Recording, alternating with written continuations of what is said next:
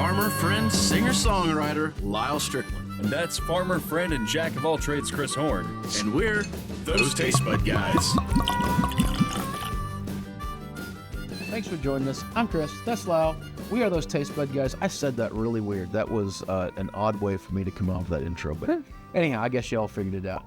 Hey, first time joining us, just know we're two guys that just like to try different things. We like to drink different drinks and then talk about them and just get some opinions out there of what we are thinking about it. But our opinions don't mean much. You know, shouldn't mean much to you. You don't know us. Hopefully our tasting notes mean something to you, and then you can decide for yourself if you want to get this bottle or not. In the meantime, if this is not your first time, welcome back. And also, hey, please give some attention over here to our friends at Oro de Koyame. They make Sotol. They make fantastic Sotol. As a matter of fact, we haven't tried these three bottles, but we have their Blanco Joven back here, and it is turned out to be one of our absolute favorite Sotols we've ever had, and now they've sent us three more to try, including one of them that apparently has something to do with snake medicine. Yeah, I don't know. I've got to look into that more. Anyways, there's QR code up here in the corner if you want to give us a hand with running the show. Throw us a couple bucks. It goes a long way. If more than one of you guys do that, it doesn't take long to add up to enough to buy bottles like this one. Yeah, we are working with... We're working with Mermaid. I love this, by the way. Because that big old flat pouring. The only thing I love, we had a bottle of tequila or Sotol or something that Julio sent us that had a little divot.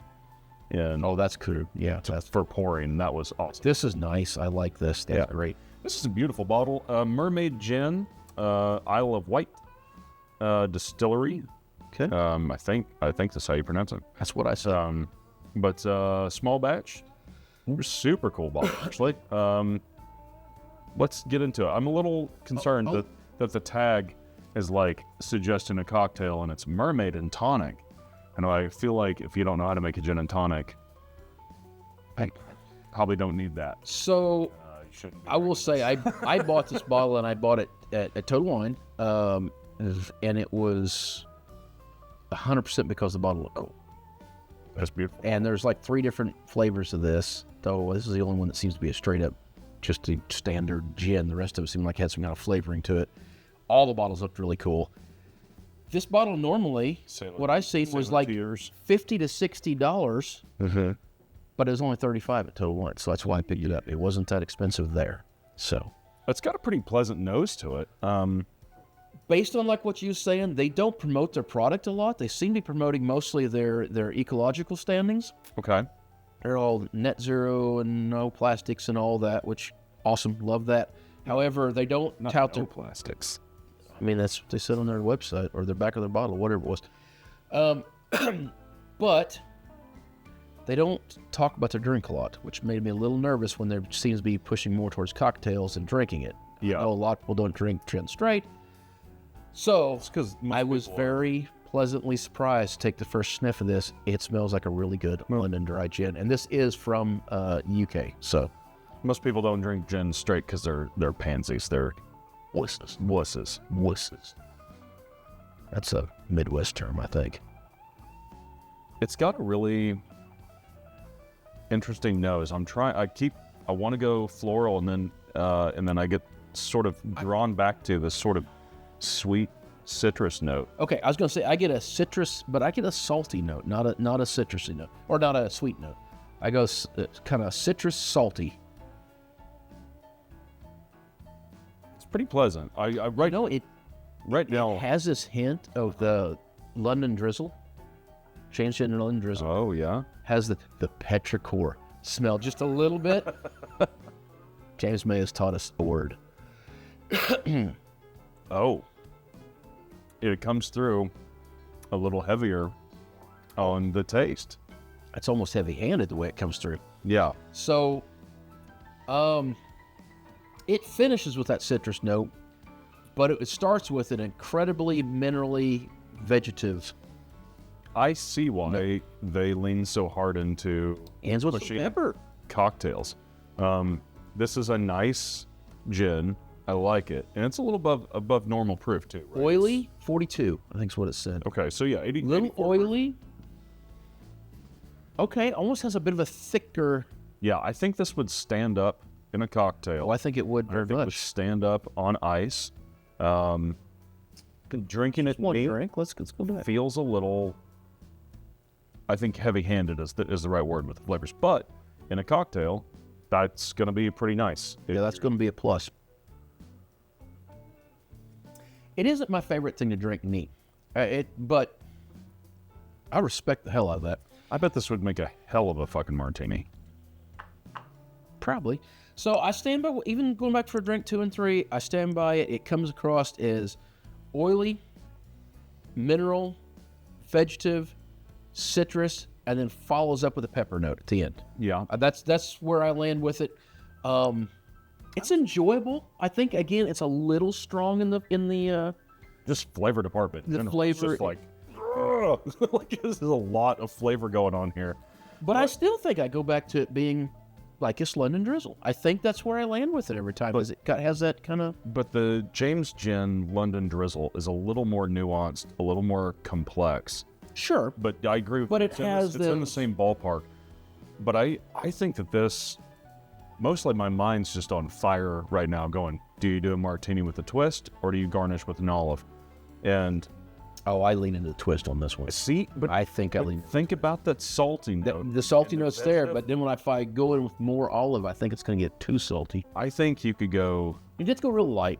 I think you could go either direction with this. I don't think you'd want any olive juice, but I think you could garnish with an olive and it would stand up. Oh, just garnish with the olive. And I think that it would go well with the twist. I'm really good with the cucumber.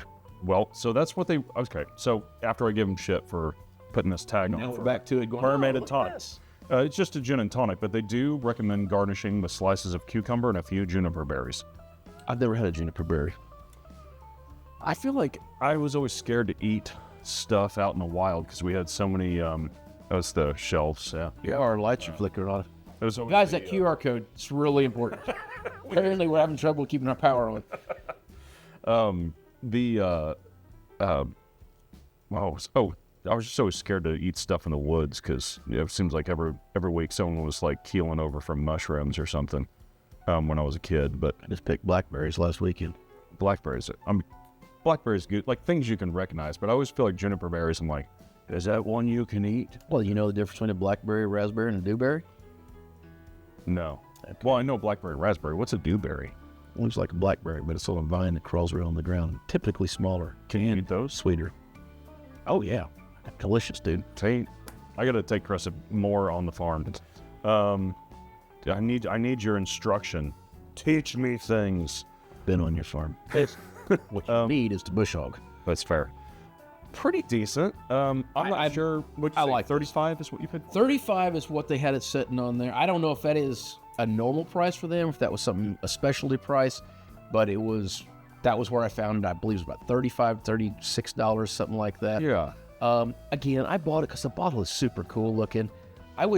Now that I've had this one, I'd probably be interested in going back go back and getting the other couple they had, but they did seem like it was like mermaid citrus zest or something. Felt like they was even more heavy-handed, but in the right scenario, Yeah. much like Phantom 5 when we have them up here, used the right way. Great. I mean, why not? This is just not a sipping gin, I don't think it's well. right?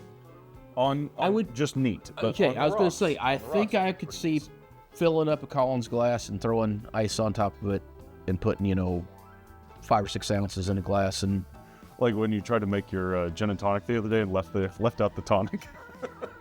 And you're like, this is really good. This is And the lime. I think I made a great gin and tonic. And you're like, oh no, I forgot the tonic.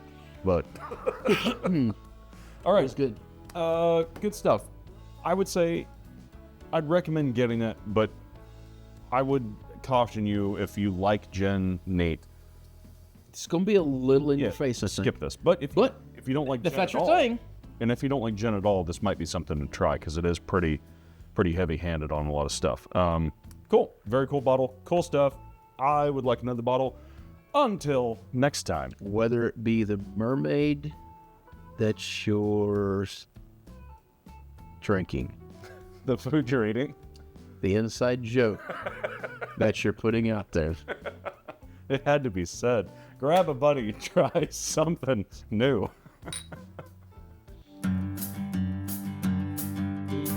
If you enjoyed anything about this episode, it'd be really helpful if you liked and subscribe. Follow us around all the social media stuff. Click on that QR code that you'll have to roll back and find now. It helps us. All of that helps us. And please go over and check out our friends over at Oro de Cayame. That helps us too. Even though it's helping them, it helps us because then they see that their donation did something and they'll send us some more stuff. We love that. Yeah. Cheers. Yeah.